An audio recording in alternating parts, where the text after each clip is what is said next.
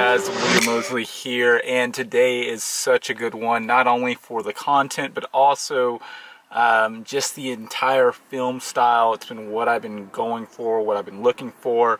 So excited for you to see this. If you're listening, the audio is pretty good too. We're talking about a lot of website stuff, a lot of design stuff, lots of creative stuff. So let's jump right in.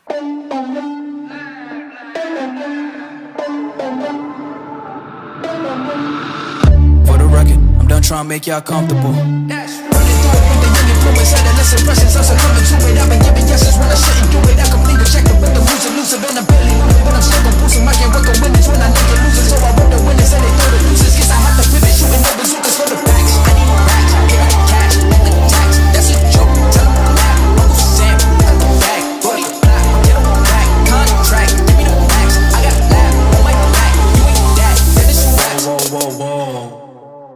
Good morning, guys. Good morning, guys. It is William Mosley here.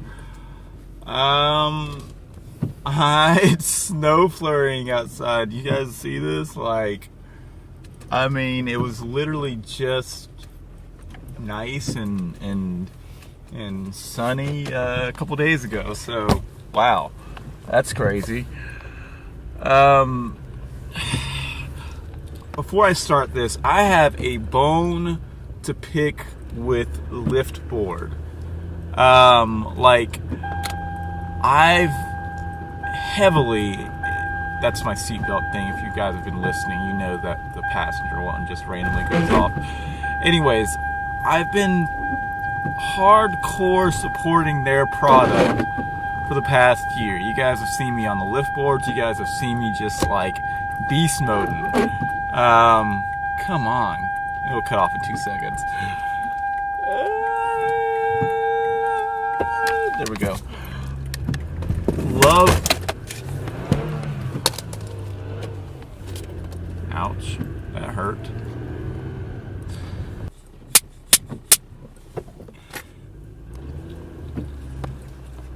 I absolutely love their product. Like, you know, it works well. I mean, there's a couple little tiny flaws with it, but for the price, it's ridiculous. So I've been repping Liftboard for the past year. About a month and a half ago, maybe 2 months, I let my foster brother Nathan ride the Liftboard, and he's a newbie at it like most are, and he ended up slipping off it and throwing the remote all the way up in the air. And it came down, crashed, whatever, you know, broke. So I wasn't too concerned about it because the replacement remotes are $25. Small penny to pay for something that controls my life. So I went on their website, I think a few days later after that incident happened. This is probably a little bit after Thanksgiving or something, or maybe, you know, Christmas, I don't know, around the time. And the remote wasn't even there. It wasn't even on the website. I was like, what the hell? So I ended up waiting like 2 more weeks and kind of checked periodically. And it finally, you know, showed up on their website again. I don't know if they were doing a redesign or what the hell, but it was there. And I was like, okay, bet. I'm going to go ahead and buy this. I'm going to make this happen. So that was a couple of weeks ago or a week and a half ago. I don't know. It was something along those lines. I end up doing the overnight shipping and everything. Like, you know, like I paid extra. Paid about $50. Like when it was all said and done, almost double the remote cost. So I can get my remote fast. I can kind of start using my gear again. And here it is, a couple weeks later, and I have not received my remote whatsoever. Like, no response, no confirmation, no nothing.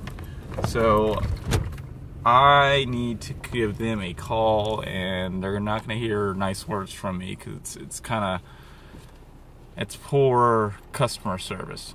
Take it that I haven't reached out to them. Hold on, it's the wife. I love you. Bye. Anyways, I thought I would share that with you about Liftboard. Like, awesome product, but man, guys, you are sucking when it comes to supplying me with my remote so I can use my board again. Okay, so onward. Ask Will Mosley, hashtag Ask Will Mosley. It is, we are back in business. Over the past week, maybe, I've been recording content, pushing content to you guys, trying to respond to your comments, getting it all over the place, feeling extra good about that. So if you have a question, anything kind of creative-wise that you'd love to ask me, you know, use that hashtag, shoot me a DM, comment on my anything, I'll probably see it, and I'll try to make it into one of these episodes. Alright, so let's go ahead and get started. First question: how do I use layers in Illustrator? Well, personally, I used to use layers a lot, trying to keep all of my projects extra organized, etc. But I've almost found, like, it's more the keyboard shortcuts than the layers themselves that just make my workflow crazy awesome, which in effect are layers. So let me explain. It used to be, and a lot of people still do this, like in Photoshop, you'd kind of make sure you had like a layer for your background, a layer for your foreground, a layer for all these other different little things or whatever, just to kind of keep your project a little bit more organized. And there's nothing wrong with that. But what happens if you get too meticulous with like making all these different dividers to the point where it's changing any little bit throws off your structure or throws off like that system you're making, it becomes counterintuitive. So what I typically do if I'm doing, let's just say for instance, a flyer, I literally, it's the exact same layer. I bring in like my images, I bring in like text, whatever. All those are technically objects, and I use the keyboard shortcuts to send them to the front and back. I believe it's command like bracket or this way. I'm not at the keyboards, but it's just native in my mind. If you don't know the send to the back, send to the fore, I'm pretty sure you can right click it and it'll tell you if you're in one of your options. But that's kind of how I use layers / objects. If it gets so complicated, then I'll try to make a layer for some like specific objects. Say I'm like building out a figurehead or something, or I'm building out some sort of object. I'll group it together, which is almost like it's almost like a layer. So I use groups and objects, and then layers are kind of like barely. What layers are good for are good when you're trying to pin out or mask certain things. Like when you're trying to go around an object, you can technically move something to like your background layer, lock it, and then pin around it. There's just so many ways to use layers. Hope that wasn't confusing. Cool. How can I separate WordPress page CSS from the theme homepage? That's pretty simple. And I don't know if there's a couple of different things that you may be meaning by this. You may be meaning that you want to have separate CSS styles for the homepage and the rest of your layout doesn't have those same styles. Or it could mean that you're wanting to have your own specific custom CSS that's not mixed with the theme's CSS. So I'll just answer both. The first is if you want specific styles for the home page, and you're using Beaver Builder, which I'm going to continue to just pitch it because it's just going to save your life. Just use Beaver Builder because you can do all this stuff manually too. But if you're using Beaver Builder, they literally have an option that lets you select layout CSS and global CSS in their menu option when you're in the page builder. And layout CSS is CSS specific to just that page, and it will not be affected, nothing else will be affected by that CSS. I use that a lot when I'm testing out certain ideas that I think are great, but I don't want it to affect anything else. And I also use it on pages that are just specifically about that, topic that is just extra CSS that might bog down the rest of the layout if I added it to the globals.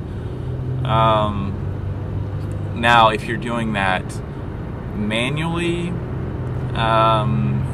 in WordPress, you may have to look this up in their codex or whatever, but you can technically you do a couple different ways, and this may be the easier way. There's a page ID for each page that you have. It's typically in the body, and it's a class, not an ID, it's a class. And it'll be like page dash 015892 or something like that. You can take that class, take it into any of the CSS that you're using, prefix any of the styles like for the home page that you have. And for instance, it might be like you want your background of your home page to be purple for some reason, just using a weird odd example. It would be, the CSS for that would be dot page dash 015489 space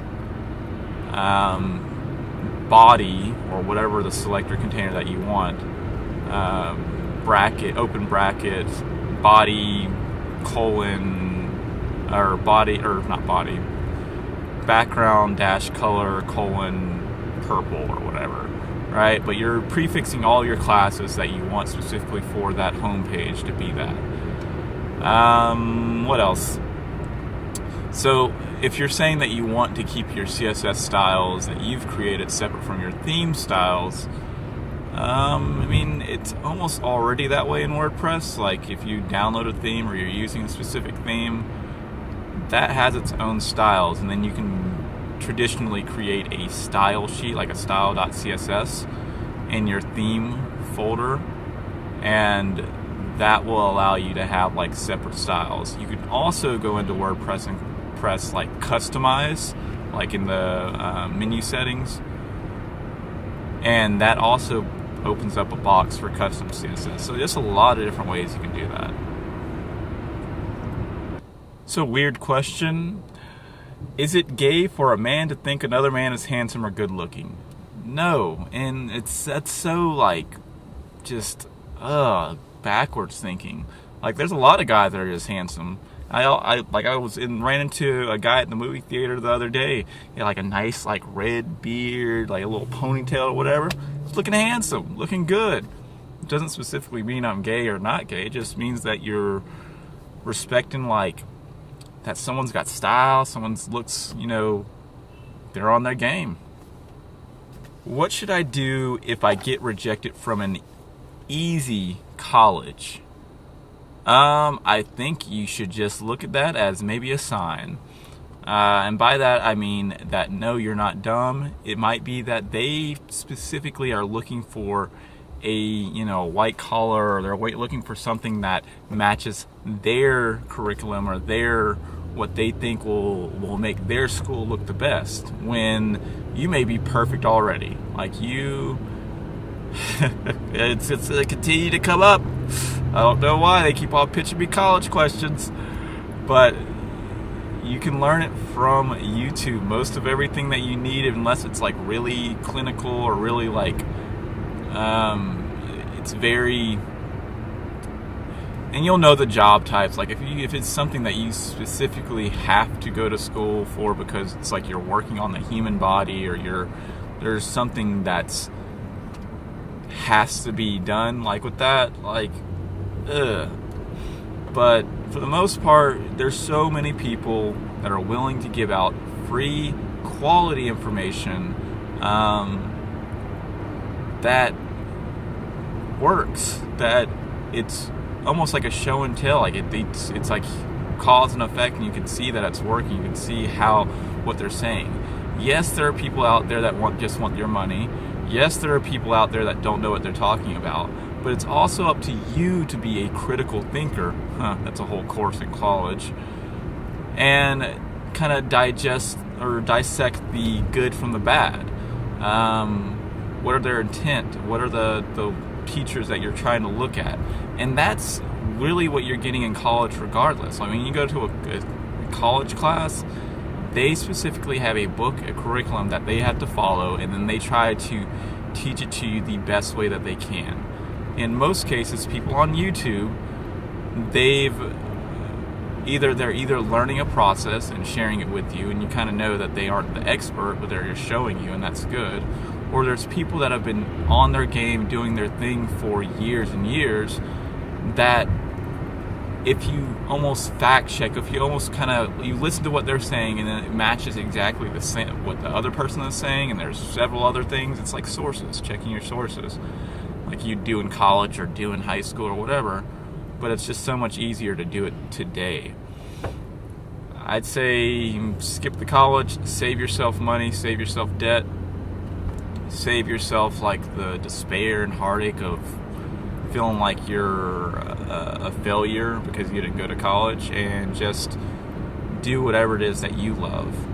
If you're a rapper, if you're a singer, if you're an artist, if you're a guitar player, if you're anything that you can think of, whatever you want to be. Like, you get started by watching, and then you start learning and doing. That's the most important part. You don't just learn. And I feel like when you're in college, you just learn. You don't really do. You learn.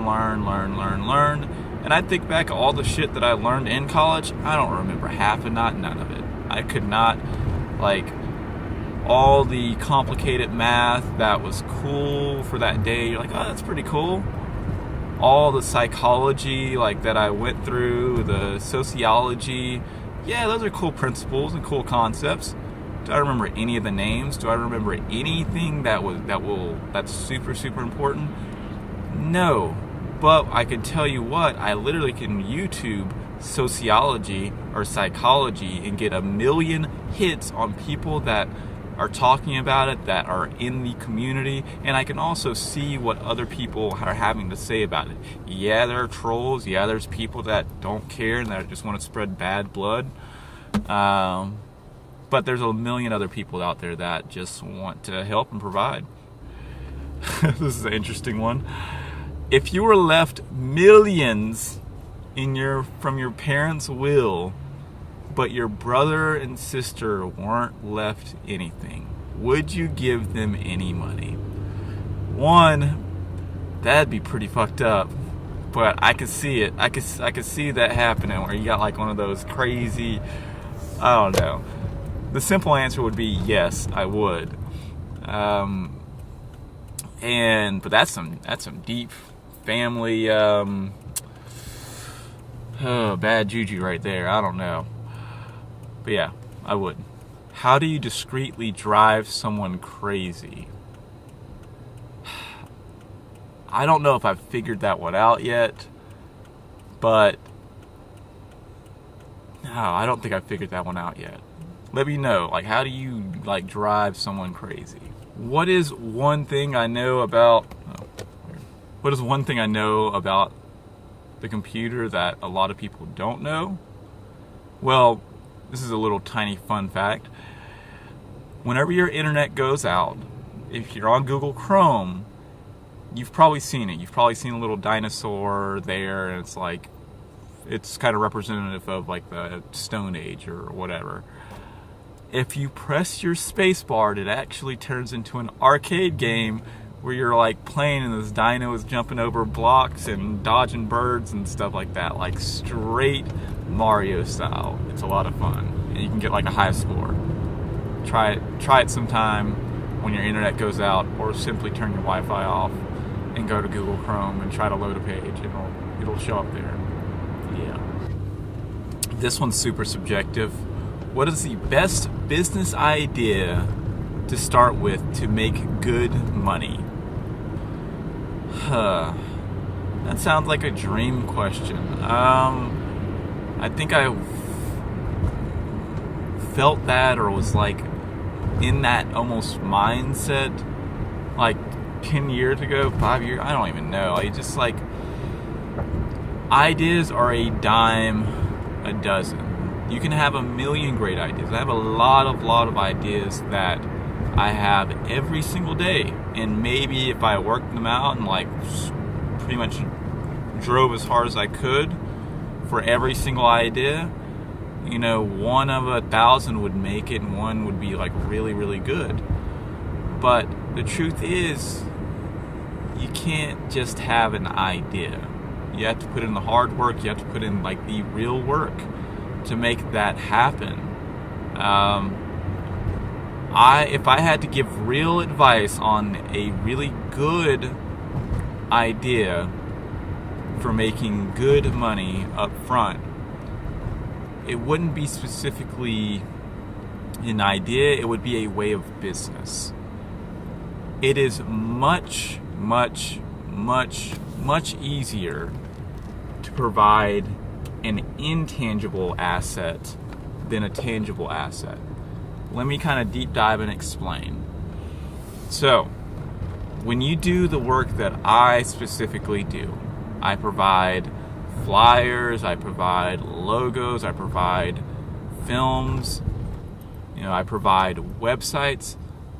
All of those, minus like the printing of like a flyer or a poster, all of those are design assets or digital assets that don't technically cost me a lot of upfront money to create. They're just a matter of time, which time of course is money, so you kind of throw that in there as well. But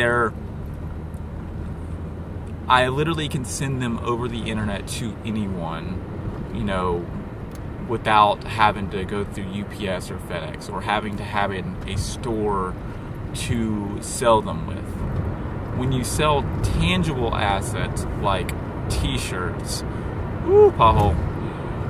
like t-shirts or a car or a radio or, you know, anything that is physical, now you have to figure out your cost of goods. Now you have to figure out how cheap with quality can I make this asset, and then what can I get the profit margin on. So you're always buying something from someone else, materials, to be able to create your good, to be able to send off to someone else. And there's always going to be some sort of bottom line that you have to kind of cut out. Like you have to pay someone for that. Me personally, aside from maybe like a subscription to like Epidemic, which is music, you know, maybe a couple of stock images or something like that, which are very low on cost if you in comparison to a lot of things, I technically take home the full profit of, you know, whatever it is that I create. You know, of course you want to put money back in the business, investment, all that, blah, blah, blah, blah, blah. But I don't have almost like a middleman that I have to go through to create these assets that's taking a chunk of my money. So I'm already starting out good.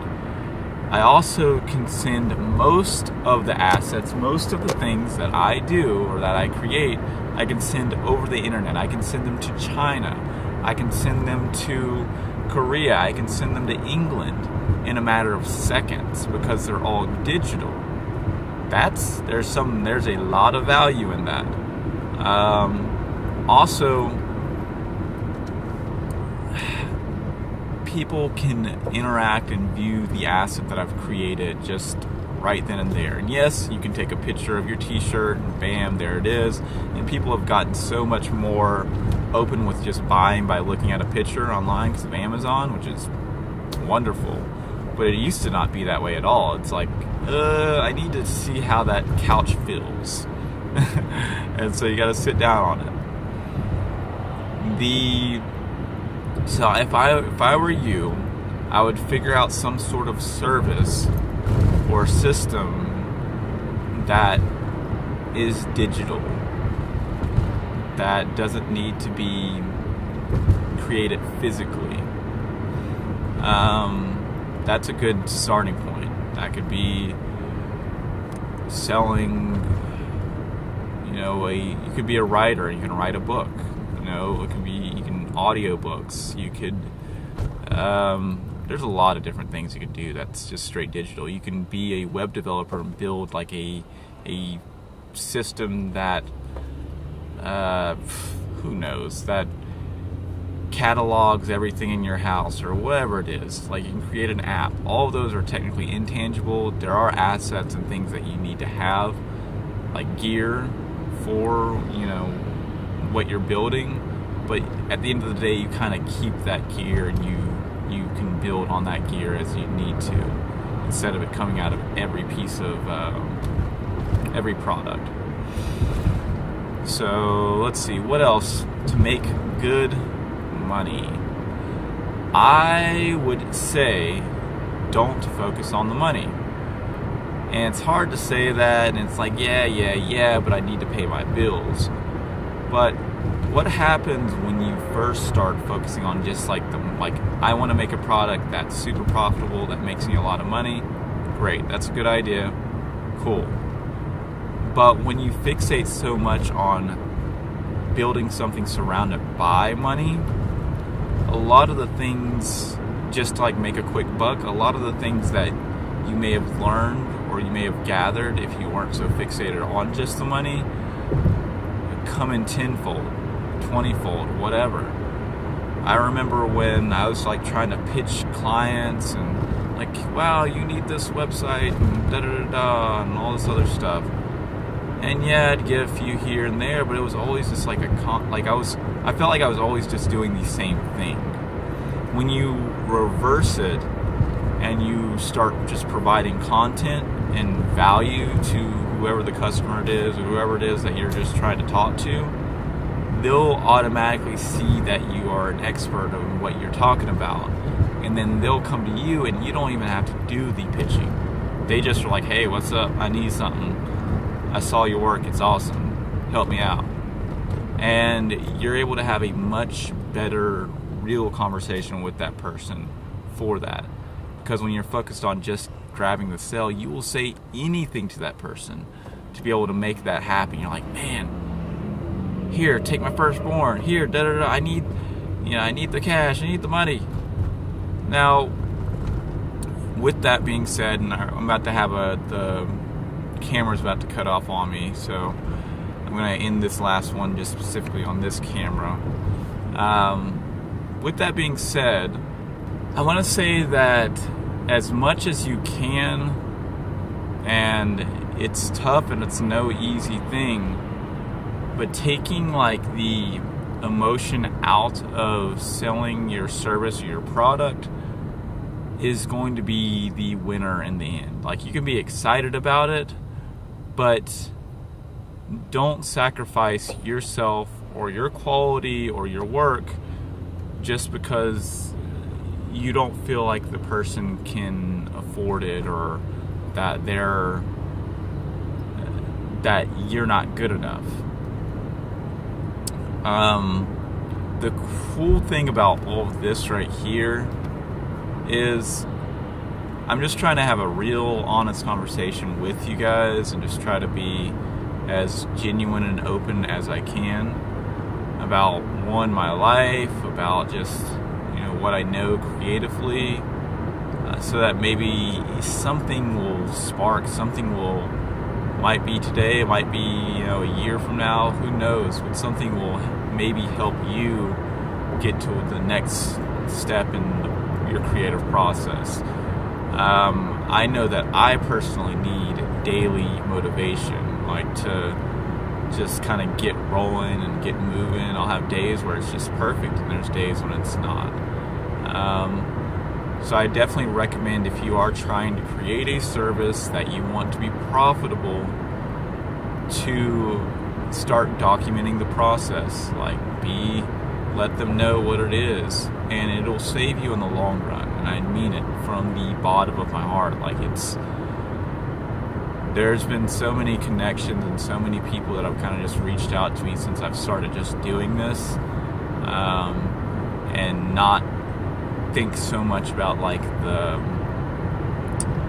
what's in it for me. Like all this stuff takes time out of my schedule, and I want to like do more and more and more and all that, but at the end of the day, there's not enough time to do every single thing or every idea that I have. But I think what keeps me on track, or I try to kind of keep myself on track, is focusing on the top few things that are actually important as you continue to build your business or grow your business. There's a lot of side adventures. Like if you're in Final Fantasy, any Final Fantasy fans out there, like this is, yeah. If you're like playing any sort of RPG game, like in an open world, there's a million side quests you can go on, and a lot of those are really fun, and you learn a lot of stuff from that. But a lot of times it's not getting you, it's kind of distracting you from defeating the big bad boss or whatever and getting to it. But at the same time, you do need to go on some of these side quests to be able to learn enough so that you can defeat the boss. I think that makes sense. It makes sense to me. The last thing that I might advise is that it is not a fast process. So you need to always have one in the chamber no matter what. You could be some sort of person that just like booms out of nowhere, but for the 99% of us, it's just a slow process. And it's a numbers game. Like you just continue to just kind of do what you do and enjoy it and make the most of your current life instead of reaching so far for something that you wish. Like I gotta do what I gotta do. You gotta do what you gotta do. Like there's no. It's hard and it's easy to just say that stuff, but when you're feeling like down or feeling like you're not going anywhere or feeling stagnant, you're like, fuck that, screw that.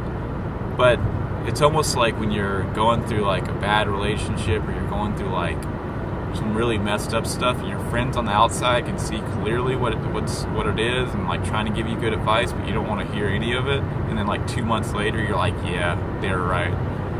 It's kind of like that. So hopefully that helps in some sort of way. I usually try to keep these to like 30-ish minutes because it makes it a little bit easier to edit. But yeah. So hopefully that helped you guys today on, Creators with Kids. And if you're wondering what the hell, like why I keep on going back and forth between like Real Will and Creators with Kids and like Hey Will Mosley, I'm trying, and I've kind of noted in the description too, and sometimes it gets blended, but I'm trying to, like, if it's something very specifically dealing with like creative process, Creators with Kids, and I try to kind of surround the entire kind of topic around that.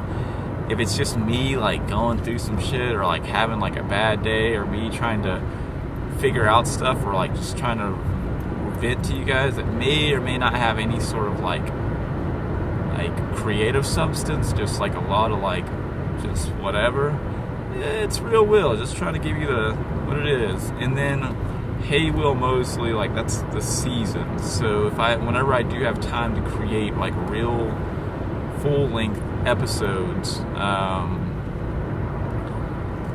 that's Hey Will Mosley. I originally didn't have a name for like any of the seasons, but I was like, you know what, why not make it like my @ or my hashtag or whatever. I was also really impressed and really happy with my audio from the last car drive. It is actually pretty loud in the car, and I was really happy with it. It's good for just listening too. Okay, so this is going to be shameless pitch for like 2 minutes, and then I'm going to peace out. If anyone needs a wedding, I've got this perfect wedding packet that I can send you. Just DM me. It has all the information about like the process that we'll go through, the pricing, things that you can get, things that I don't do, more specifically. It just gives you a really good idea of what doing a wedding with me would be like. Saturdays only. needs to be at least a month in advance, like at least, and that's like pushing it. I need some time to kind of be able to plan around my Saturdays. Yeah, so if you need that. Also, if you need a website design, when I have a little bit of time, I can make that happen. It probably won't be like if you request one right now, it'll probably take me a little bit of time to make it happen and get it done. If you need any recommendations for like doing it yourself, more than happy to recommend them. But if you need something and you're willing to wait and you're willing to just do stuff on Saturdays and you just love my work, then shout out, let me know. And then lastly, if you need an interview, and this is kind of a big thing that I feel like I can give a lot of value for all my Saturdays, is if you want to sit down with me and we talk about your business, your story, your products, whatever, all that, we can do that. It'll be about a 40-minute film, and then from that I can create you about 20 different micro pieces of content that you can use on all of your social media platforms like Facebook, Instagram, Twitter, LinkedIn, YouTube, all of them. And you'll have that interview, you'll have those 20 pieces of micro content, you'll have a highlight film as well, where I'll take just like the top 3 or 4 things that we talked about and put them in like almost like a 10-minute film or something. And you'll also have the audio for those, so you can use those if you wanted to on your podcast or Spotify or iTunes or Google Play or SoundCloud, all of that. And that's all from just one interview where we talk about your story and your products, all of that. Saturdays only. Love to do it with you. Just DM me, I can give you some more information about that. Alright. Thanks for sticking to the end if you are still here. Love you guys. Thank you so much for the support. Yeah, I'll catch you on the next one. Bye. Peace. Don't forget, if you need like an interview, if you need a long form piece of content where I just sit down, you tell me your story, you tell me all about, your product, what you need, just let me know and I can make that happen. We can chop it up so that you have multiple films from that one interview that you can share with your audience. Just do it. Just DM me. Let me know if you need it. Or else I'm gonna cry.